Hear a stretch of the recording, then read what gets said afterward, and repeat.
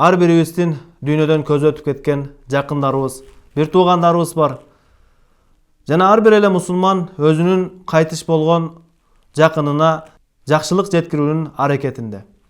Бирок кээ бир учурларда биз жакшылык деп аткарган ишибиз, жасаган аракеттерибиз тескерисинче күнөөгө жана Аллахтын нааразылыгына алып барып коет. Мисалы исрапкерчилик сыяктуу.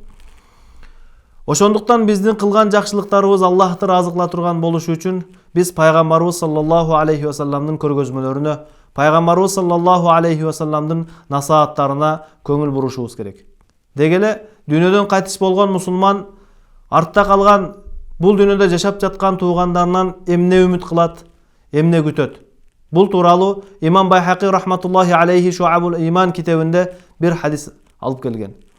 Пайгамбарыбыз саллаллаху алейхи ва саллам айтат: "Мал майиту фил кабри илля кал гариқил мутагаввис." Мейит кабырда сууга чөгүп, жардамга муктаж болуп, элдерден сыздап жардам сураган адам сыяктуу. Янтазиру да'ватан талхақуху мин абин ау уммин ау ахин ау садиқин. Артынан дуа кылып калар бекен деп атасынан, апасынан, же болбосо бир тууганынан, же жүрөгү жакын болгон бул дүйнөдө жашап жаткан жакындарынан дуа үмүт кылып турат. فإذا لحقته كان أحب إليه من الدنيا وما فيها. Эгерде мына ушул жакындарынын кайсыл бирөөсүнөн бир дуа, бир жакшы амал жеткен болсо, ал мейит үчүн жеткен жакшылык дүйнө жана анын ичиндеги бардык нерселерден сүйкүмдүүрөөк болот. Чындыгында Аллах Таала бул дүйнөдө жашап жаткан адамдардын өтүп кеткен жакындарына кылган дуаларынан улам мейитке тоодой болгон жакшылыктарды киргизип, жакшылыктарды жеткирип турат. Wa inna hadiyatal ahya'i ila al-amwati al-istighfaru lahum.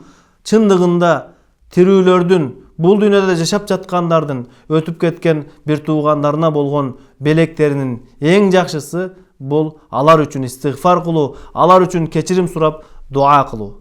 Дагы бир хадисте пайгамбарыбыз саллаллаху алейхи ва саллам айтат: "Инна Аллаха азза ва жалла ла ярфa'у ад-даражата лил 'абди с-салихи фил жанна."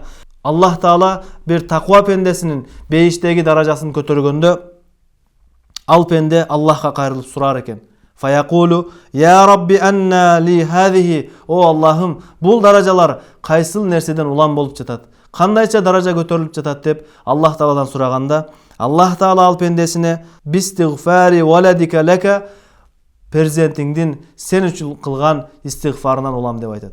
Демек биздин өтүп кеткен жакындарыбыз үчүн кылган жакшы амалдарыбыздын эң жакшысы алар үчүн истигфар кылуу, алар үчүн Аллах Тааладан кечирим сурап дуа кылуу.